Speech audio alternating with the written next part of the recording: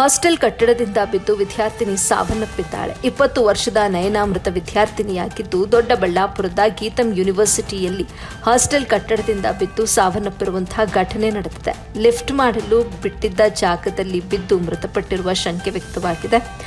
ಆನೇಕಲ್ ತಾಲೂಕಿನ ಸರ್ಜಾಪುರದ ನಯನಾ ಆತ್ಮಹತ್ಯೆ ಮಾಡಿಕೊಂಡ ವಿದ್ಯಾರ್ಥಿನಿ ಮೃತದೇಹವನ್ನು ದೊಡ್ಡಬಳ್ಳಾಪುರ ಶವಾಗಾರಕ್ಕೆ ರವಾನಿಸಿದ್ದು, ದೊಡ್ಡಬಳ್ಳಾಪುರ ಗ್ರಾಮಾಂತರ ಪೊಲೀಸ್ ಠಾಣೆಯಲ್ಲಿ ಪ್ರಕರಣ ದಾಖಲಾಗಿದೆ. ಘಟನಾ ಸ್ಥಳಕ್ಕೆ ಮತ್ತು ಶವಾಗಾರಕ್ಕೆ ಎಸ್ಪಿ ಚಂದ್ರಕಾಂತ್ ಭೇಟಿ ನೀಡಿ ಪರಿಶೀಲನೆ ನಡೆಸಿದರು. ಬಳಿಕ ಮಾಧ್ಯಮಗಳೊಂದಿಗೆ ಮಾತನಾಡಿದ ಅವರು, ಮೃತ ನಯನಾ 2ನೇ ವರ್ಷದ ಇಂಜಿನಿಯರಿಂಗ್ ವ್ಯಾಸಂಗ ಮಾಡುತ್ತಿದ್ದಳು. ಆಕೆ ಹಾಸ್ಟೆಲ್ನಲ್ಲಿ ವಾಸವಿದ್ದಳು. ಕಾಲೇಜಿನಲ್ಲಿ ಲಿಫ್ಟ್ ಕೆಲಸ ನಡೀತಾ ಇದೆ. 13ನೇ ಮಹಡಿಯಿಂದ ಯುವತಿ ಬಿದ್ದಿದ್ದಾಳೆ. ಯುವತಿ ಸಾವಿನ ಬಗ್ಗೆ ತನಿಖೆ ನಡೆಸಲಾಗ್ತಾ ಇದೆ ಅಂತ ಹೇಳಿದ್ರು. ವರದಿ ಯಲಿಯೂರು ರಾಧಾಕೃಷ್ಣ, ಎಬಿ ನ್ಯೂಸ್ ಕನ್ನಡ, ದೇವನಹಳ್ಳಿ.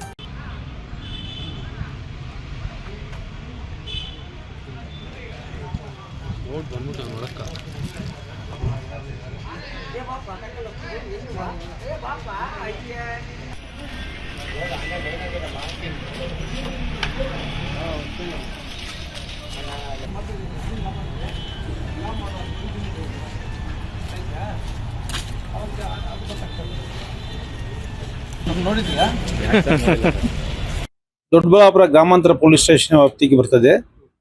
ಅಲ್ಲಿ ನಿನ್ನೆ 19 ವರ್ಷದ ನಯನಾ ಅಂತ ಹೆಣ್ಣುಮಗಳು, ಆಕೆ ಸ್ವಂತ ಸ್ಥಳ ಬಂದು ಸರ್ಜಾಪುರ.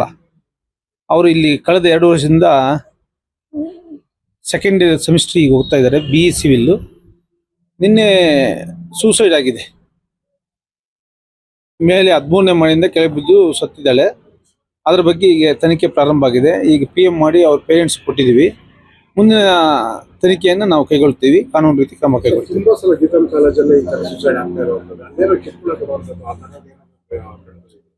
ಇಲ್ಲ, ತನಿಖೆಯನ್ನು ಎಲ್ಲ ಆಯಾಮಗಳಲ್ಲೂ ಸಹ ಪರಿಶೀಲಿಸ್ತೀವಿ.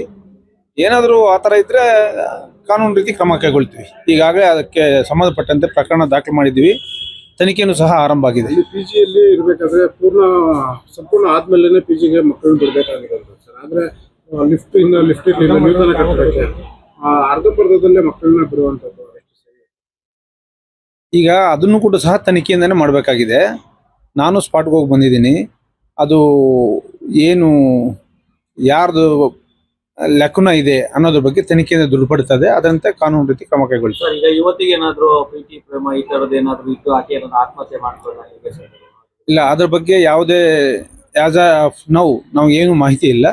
ಫರ್ದರ್ ಇನ್ವೆಸ್ಟಿಗೇಷನ್ ಅದು ರಿವೀಲ್ ಆಗುತ್ತೆ. ಅವ್ರ ತಂದೆ ತಾಯಿ ಅವ್ರನ್ನೆಲ್ಲ ವಿಚಾರಣೆ ಮಾಡಿದ ಮೇಲೆ ಗೊತ್ತಾಗ್ತದೆ. ಈ ಪರಿಸ್ಥಿತಿಯಲ್ಲಿ ಅವರು ವಿಚಾರಣೆ ಮಾಡೋ ಪರಿಸ್ಥಿತಿಯಲ್ಲಿ ಇಲ್ಲ. ಮಗನ ಕಳ್ಕೊಳ್ಳೋದ್ರಿಂದ ದುಃಖದಲ್ಲಿದ್ದಾರೆ.